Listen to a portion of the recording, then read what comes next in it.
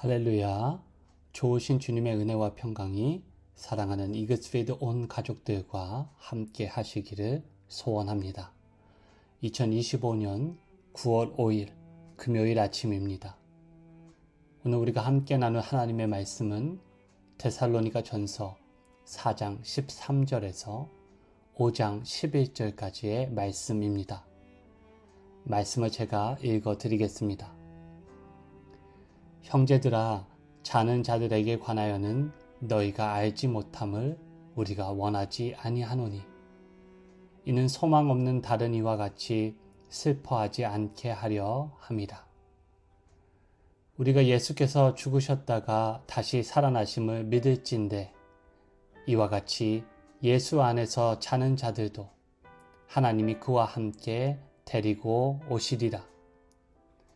우리가 주의 말씀으로 너희에게 이것을 말하노니 주께서 강림하실 때까지 우리 살아남아 있는 자도 자는 자보다 결코 앞서지 못하리라.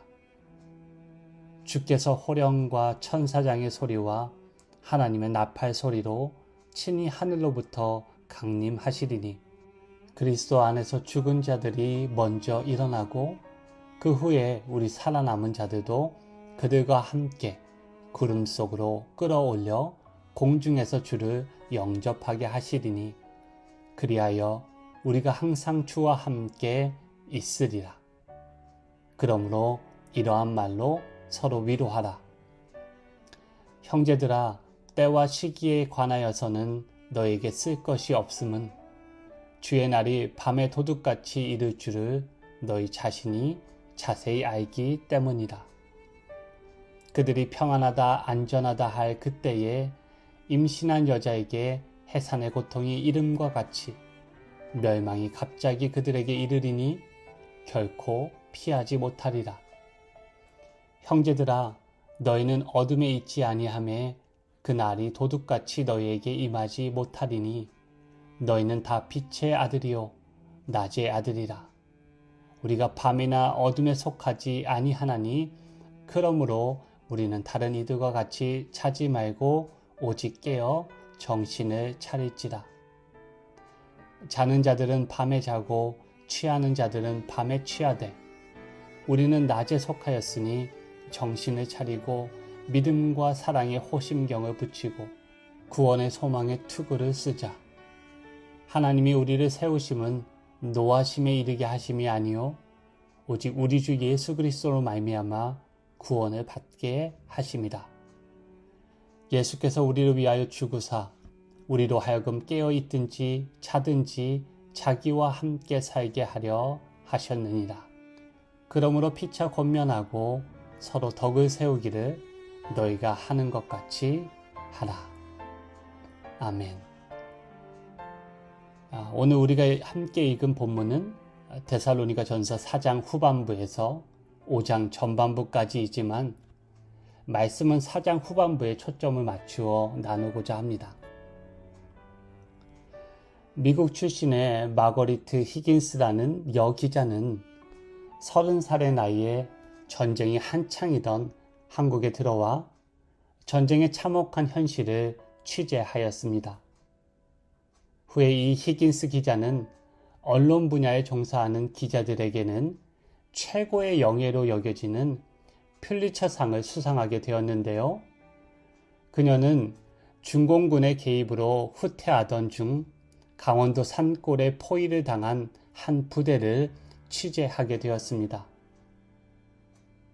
절망으로 가득 차고 허기진 한 병사가 얼어붙은 통조림을 먹고 있었는데 히긴스 기자는 그 병사에게 다가가 만일 내가 하나님이라면 당신은 어떤 소원을 구하시겠습니까?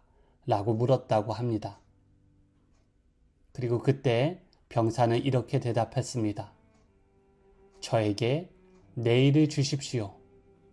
저에게 내일을 주십시오. 라고 대답하였다고 알려져 있습니다. 무슨 의미였을까요? 아마도 전쟁이 멈추는 확실한 내일이 있기만 하다면 오늘의 이 절망을 그 내일의 소망으로 견뎌낼 수 있다는 뜻이었을 것입니다. 확실한 희망이 있다면, 소망이 있다면 오늘의 고통스럽고 절망스러운 현실도 이겨낼 수 있습니다. 바울이 데살로니가 교회에 편지를 보낸 시기는 예수님의 죽으시고 부활하신 사건이 발생한 지 불과 약 20년 정도밖에 되지 않은 때였습니다. 당시 데살로니가 교회는 주님께서 다시 오시겠다고 하신 그 재림의 약속을 어느 때보다 간절히 바라며 기다리고 있었습니다. 그러나 재림을 간절히 사모하면 할수록 이런 교회의 과도기를 지나는 데살로니가 교회 안에는 재림과 죽음 그리고 재림의 시기에 관한 여러 가지 복잡하고 어려운 질문들이 생겨났습니다. 먼저는 재림의 날이 임할 때 이미 죽은 자들은 어떻게 될 것인지, 혹 재림을 경험하지 못하고 사별한 가족들, 공동체의 형제와 자매들은 재림의 시기에 그 재림의 영광에서 제외되거나 손해를 보는 것은 아닌지, 이런 불확실한 소망으로 인하여 불안해하고 슬퍼했던 것으로 보입니다.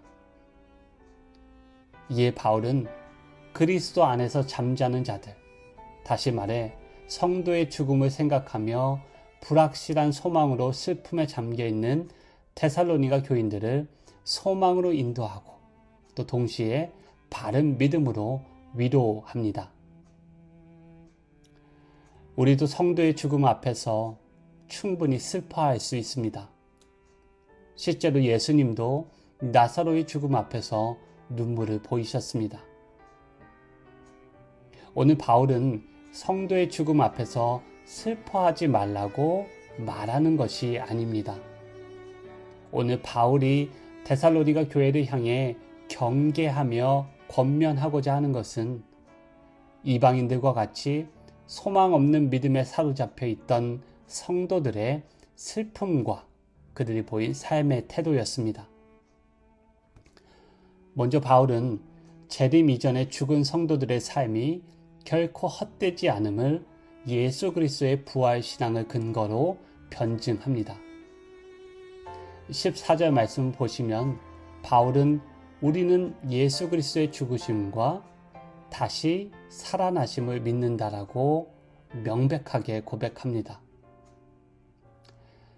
지난 주일 새학년과 새학교 진학을 앞두고 드린 백투스쿨 주일에 우리 중고등부 찬양팀이 인도로 우리 함께 찬양했던 주 예수 내 산 소망의 가사와 같이 죽음을 이기시고 부활하신 예수 그리스도로 말미암아 죄와 사망의 저주가 끊어지고 사랑과 자유의 새 시대가 도래하였습니다.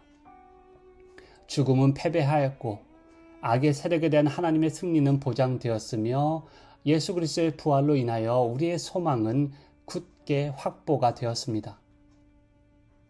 예수 그리스도를 구주로 믿고 영접한 이들은 이 땅에서 생명을 가지고 살아가든 아니면 이미 죽어 주 안에서 잠들었든지 상관없이 그리스도 안에서 주님께서 주신 새 생명, 영원한 생명을 누리게 되었습니다. 그러므로 죽은 자든 살아있는 자든 성도의 삶은 결코 무의미하거나 헛되지 않습니다. 16절과 17절에서 바울은 주 안에서 잠든 자들이 주님의 강림 때에 먼저 부활할 것임을 분명히 합니다. 이는 데살로니가 성도들이 이미 세상을 떠난 이들이 재림의 영광에서 뒤처질까 염려했던 마음을 고려한 것이라고 볼 수 있습니다. 이미 죽어서 그리스도 안에서 잠자는 이들도 미래의 구원에 결코 배제되지 않는다는 점을 강조하고 있습니다. 그리고 바울은 이어서 죽은 자들의 부활 이후에 살아남은 자들도 그들과 함께 구름 속으로 끌어올려져 공중에서 주님을 영접하게 될 것을 알려줍니다. 공중 재림 혹은 휴거라고 알려진 이 사건에 대해 오늘 본문이 말해주는 두 가지 중요한 점을 간략하게 나누고자 합니다. 첫째는 끌어올려짐의 궁극적인 목적은 이 땅의 환난을 피하는 탈출에 있는 것이 아니라 그리스도를 영접하고 주님과 영원히 함께하는 연합에 있다는 점입니다. 그리고 둘째로 영접하다라는 의미의 헬라어 동사인 아판테스스는 다른 동사와 결합하여 어디를 향하여 가서 영접함이란 뜻과 또 동시에 어디를 가서 데려옴이란 뜻으로 해석될 수 있습니다. 주님은 천국은 마치 등을 들고 신랑을 맞으러 나간 열 처녀의 비유로 설명하셨는데, 이는 재림하시는 주님을 맞아들이는 모습을 보여줍니다. 마찬가지로 공중에 올라 주를 영접하다라는 표현은 끌어올려 주님을 이 땅에 모셔옴이라고도 해석될 수 있습니다. 잠시 곁길로 갔지만 다시 돌아와서 바울이 데살로니가 성도들에게 전달하고자 하는 이 공중 재림과 공중에서 주님을 영접하는 모든 사건의 핵심은 그리스도 안에서 잠자는 이들, 죽은 성도들도 구원의 소망에서 제외되지 않는다는 것입니다. 죽은 자들이 결코 뒤처지지 않을 것이라고 말해주고 있는 것입니다. 결국 무엇입니까? 중요한 것은 결국 은총입니다. 성도가 처한 상황과 상태, 그것이 죽음이든 삶이든 간에 그것이 은혜보다 앞서거나 은혜를 회방할 수 없다는 뜻입니다. 그러므로 은혜 앞에 우리가 내세울 것 또는 자랑할 것이 없다는 의미이기도 합니다. 그리고 마침내 주님이 다시 오실 때 잠들었던 성도들과 남은 성도들은 이제 주님 안에서 동일한 공동체를 이루게 될 것입니다. 바울은 그러므로 이 소망의 말로 서로를 위로하라고 말합니다. 서두에서 마가리트 히긴스 기자의 질문에 내일을 주십시오라고 대답했던 이 미군 병사의 말이 오늘을 살아가는 우리 입술의 고백이 되기를 바라봅니다.